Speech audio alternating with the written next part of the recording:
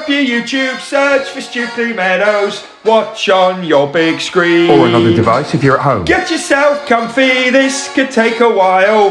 What a happy scene. Something new every day for your long-term memory.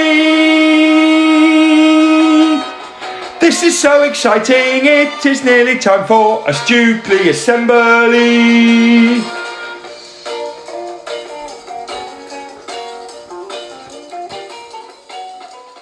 Good morning, good afternoon or good evening everyone, and welcome to our Wednesday reading assembly. For each other we, every day we, to improve we, together we will.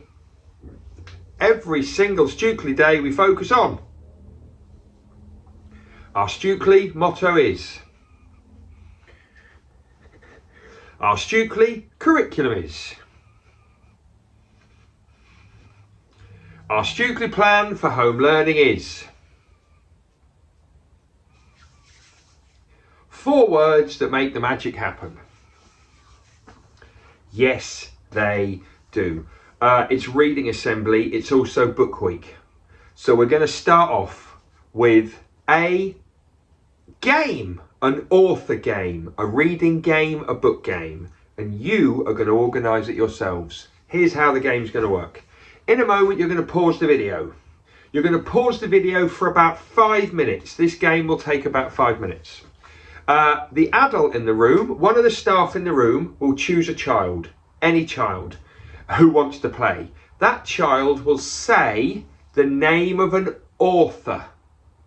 That child will say the name of an author. And then the rest of the class have to think of as many books as they can by that author. For example, you might be chosen by your teacher and you might say Charles Dickens, and then everybody else, one at a time, has to say as many Charles Dickens books as they can. That's it. That's all it is. Someone picks an author, you all think of the books by that author. Pause the video, about 5 minutes, then come back to the video and I'll explain what's going to happen next. Come on!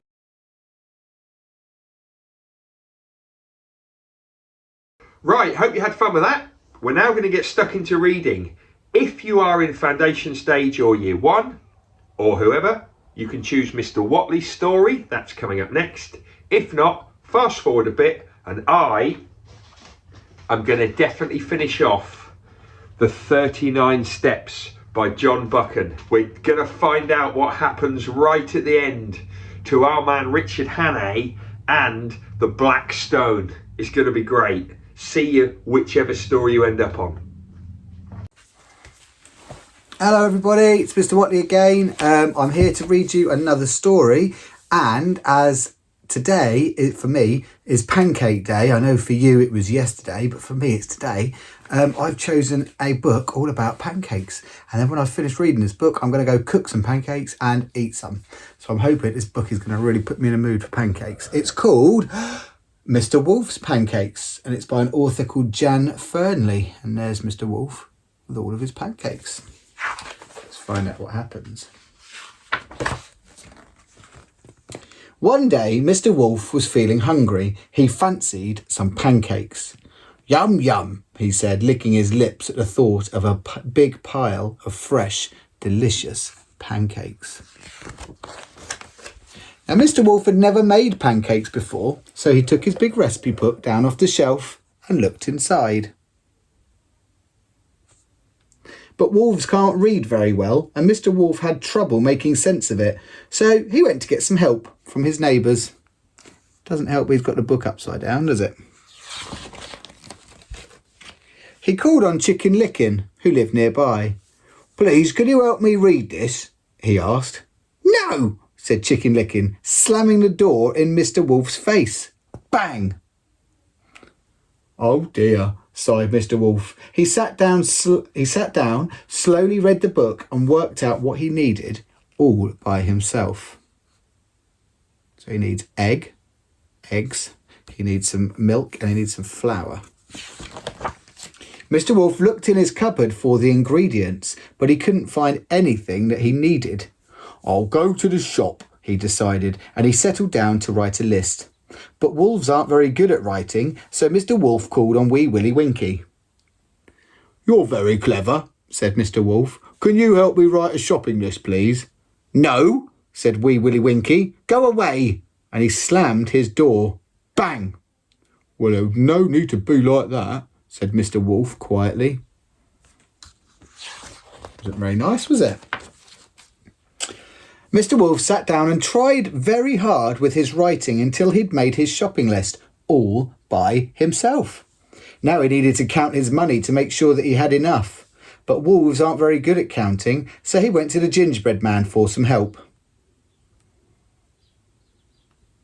"Can you help me count my money, please?" he asked politely. "No, I'm too busy to bother with you," said the gingerbread man, slamming his door. Bang! So poor Mr. Wolf had to sit down and count his money. It took him a long time and he had to check it 3 times before it was right, but he did it all by himself. Mr. Wolf needed a basket to carry his shopping, so he called on Little Red Riding Hood.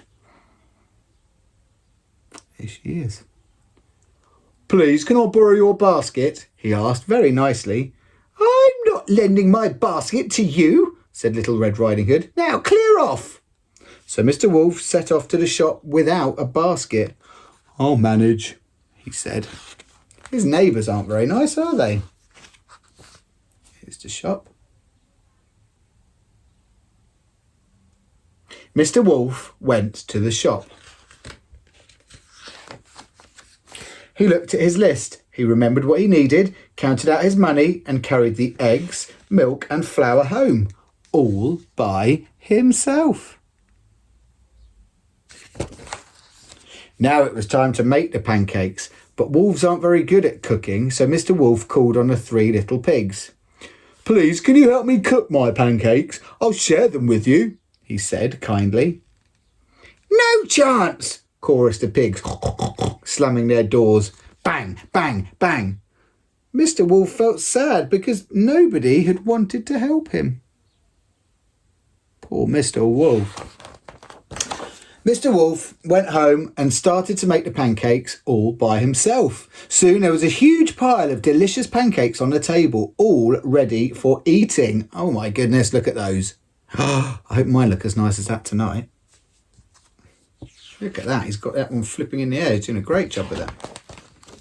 Now, as Mr. Wolf had been making his pancakes, a lovely smell had drifted out of the kitchen. All of his neighbours could smell it, and it made them feel very hungry. They wanted some pancakes too, so they decided to try their luck. What do you think Mr. Wolf is going to say when they come and ask for him for one of his pancakes? I've got a feeling he might say no. So they knocked on Mr. Wolf's door. "Give us some of your pancakes," said the rotten lot. "Why should I give any to you?" said Mr. Wolf. "Not one of you would help me." "We'll help you eat them," replied Mr. Wolf's neighbours nastily. "Anyway, we're not going away until you give us some." Oh, they're still being mean. Oh, very well then. Oh, Mr. Wolf thought very hard for a moment, and there was only one decent thing to do. "You'd better come in," he said. Mr. Wolf opened the door wide and whoosh! His greedy neighbours rudely pushed him aside and dashed down the hall. Mr. Wolf shook his head, shrugged his shoulders, followed them into the kitchen. Oh, they're going to come and steal his pancakes. And when they were all inside, Mr. Wolf gobbled them all up, snippety snappety, and that was the end of his unhelpful neighbours. And then, with his bulging tummy not quite full, Mr. Wolf sat down to eat his pile of pancakes. And he did that all by himself. Well, there was nobody else around. What happened to his neighbours?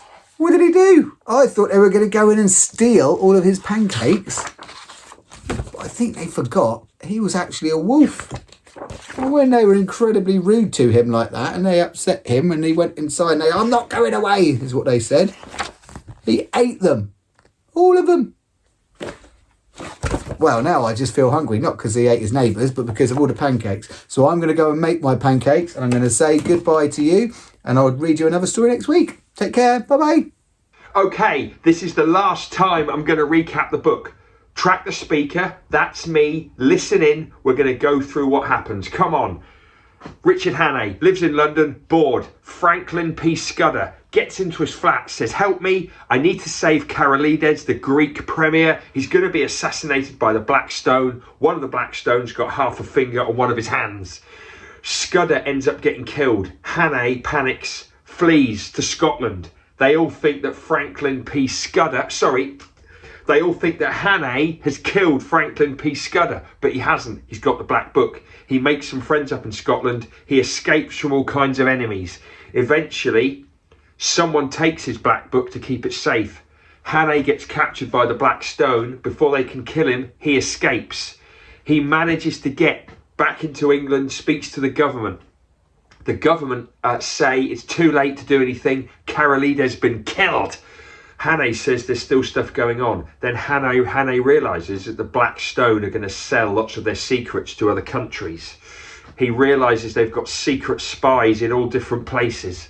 And it finishes, the last part of the book we read finishes, when Hannay works out that there's 39 steps in a staircase leading to where the Black Stone are going to escape from. We're on chapter 11, the 39 steps. By 10 o'clock the next morning, I found myself on a cliff top overlooking a row of villas on the French coast. I knew that this was where the Black Stone would be escaping. I just knew it. I was joined by Scaife, an inspector from Scotland Yard with naval experience. He had just returned from a closer study of the staircases of each house. There's only one with 39 steps, he said. I almost jumped up and cheered. A place called Trafalgar Lodge, he went on. It belongs to an old gentleman called Appleton, according to the estate agent. At that moment, a yacht came into the bay.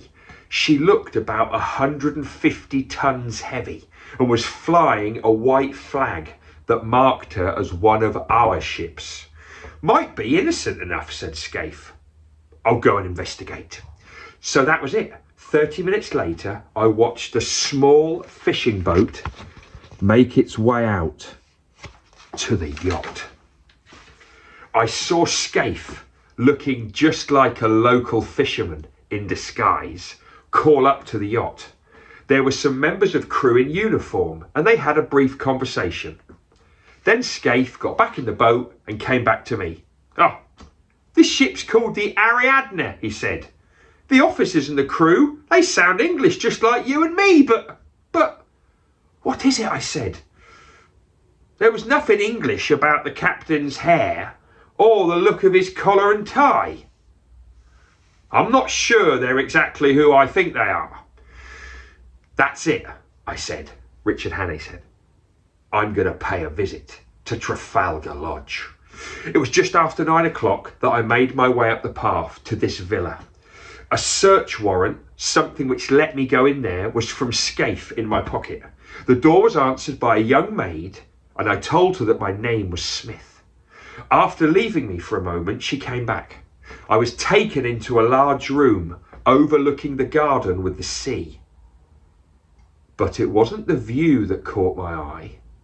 As I entered the room, there were 3 figures standing before me, all dressed smartly in evening dress.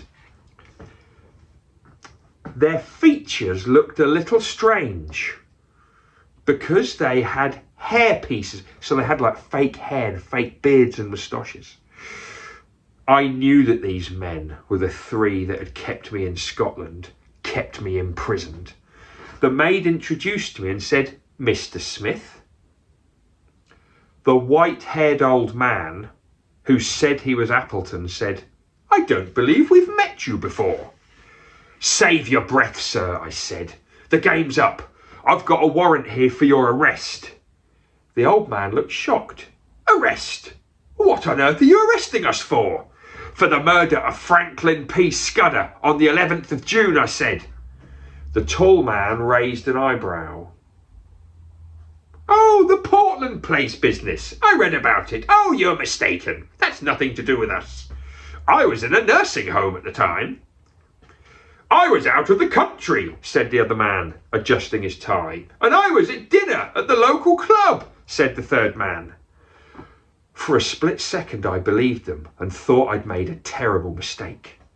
So, you're mistaken, young man. What did you say your name was? And if you don't mind, we're late to go to a party. I decided to take a chance. I'm terribly sorry, sir, I said, removing my leather glove and putting my hand out.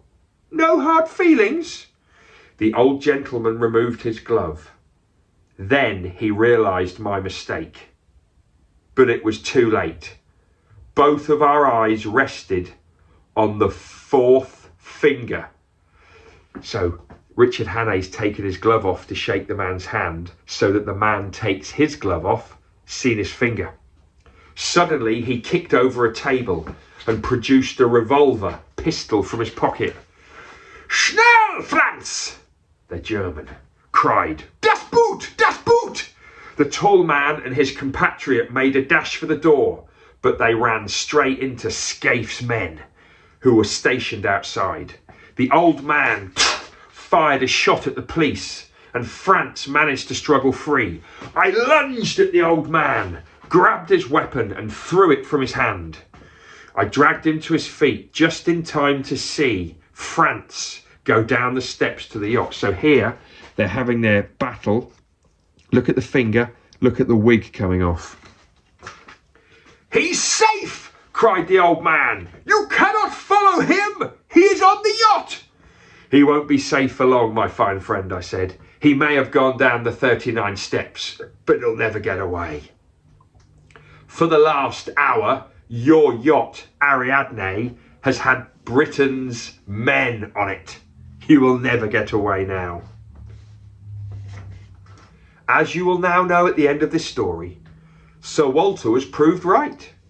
War was declared a few weeks later, and I joined up immediately to fight for the king. But I still think I'd done my very best before I even put on the uniform. Wow. Finally, the Blackstone get captured. That man with half a finger, we got him in the end. I hope you enjoyed that. It's quite a tricky book, probably a young adult's book, a teenager book, I would say. That's it. We'll have a brand new book next week. Now we're going to move on to Cheerbo's Song of Silence. And it's a really good one for book week.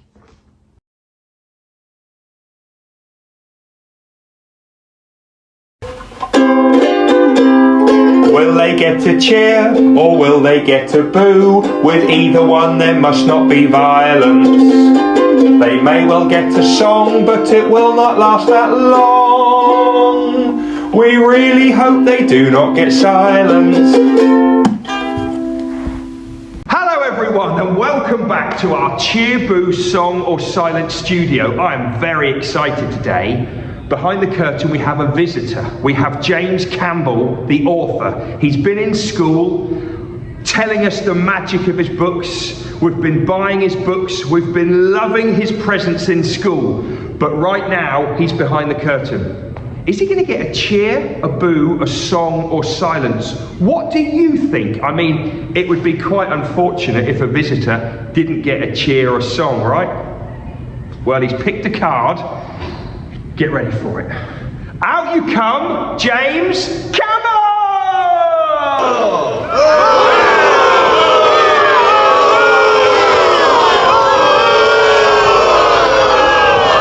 Enough. Leave him alone. He's a visitor. Leave him.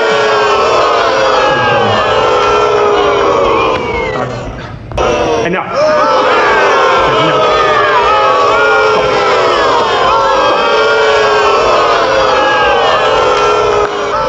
See you next time on Cheerbo's Song or Silence. Will they get to cheer or will they get to boo? With either one there must not be violence. They may well get a song, but it will not last that long. We really hope they do not get silence. What a brilliant cheer boost song or silence. What a shame that James Campbell, who was fantastic in school with the children, what a shame he got a boo. Next week, bit of a treat for Rowan class. Rowan class, they all get to do cheer boost song or silence thanks to Mrs. Newman. And, pardon me, bit of a burp there, sorry, you didn't need to know that. Rowan class got a bit of a treat after Mrs. Newman won the chance for them to be in cheer boost song or silence. That's next time. Right, birthdays. Hey, hey, hey, it's time to say we've got a Stukeley birthday. Hey, hey, hey, it's time to say we've got a Stukeley birthday. Oh, come on! Happy birthday, Charlie, in foundation stage. Happy birthday, Charlie. Hopefully a big smile on your face with your friends today and family later. Have a great time. 5 years old, yes you are. Right, let's finish with everyday knowledge for you. And we are learning to remember things worth remembering, learning to remember things worth remembering, learning to remember things worth remembering, everyday knowledge for you. And we are learning to remember things worth remembering, learning to remember things worth remembering, learning to remember things worth remembering, everyday knowledge for you. Okay, what is this called? That's right, it's the periodic table. And what has the periodic table got about 100 of on it? What are they all called? Elements, well done, super job. Let's go through some of them. Hydrogen. Carbon. Oxygen, nitrogen, neon, sodium, helium. In which year was the Great Fire of London? 1666. What about the Battle of Hastings? 1066. What about the year that the England men won the Football World Cup at Wembley, beating West Germany 4-2, hat-trick by Jeff Hurst? 1966. And which year did the first person walk on the moon? 1969. When was the Gunpowder Plot? 1605. When was Charles Dickens born? 1812. When was Roald Dahl born? Had to have a quick check. 1916. Who's this famous composer? Sergei Prokofiev. Who's this famous composer? Rossini. What about this guy? Antonin Dvorak. Well done. I'm not going to play their music. What I am going to show you though is, ba-da! Great piece of art. Who is the artist? What's the name of the painting? Leonardo da Vinci, Mona Lisa. Name of the artist and name of the piece of art. Anthony Gormley, Angel of the North. One more. Andy Warhol, Campbell's Soup Cans. Okay, good work. Just before we finish, how many seconds in a minute? 60. How many minutes in an hour? 60. How many hours in a day? 24. How many days in a week? 7. How many weeks in a year? 52. How many days in a year, not a leap year? 300. Sorry, my battery was low. 365. How many days in a leap year? 366. How many days in the months? Days in a month. So 30 days has 30 days has September, April, June and November. How many days do the rest of the months have? 31, apart from February, which has 28. How many years in a decade? And how many years in a century? Oh, worn out. See you next time.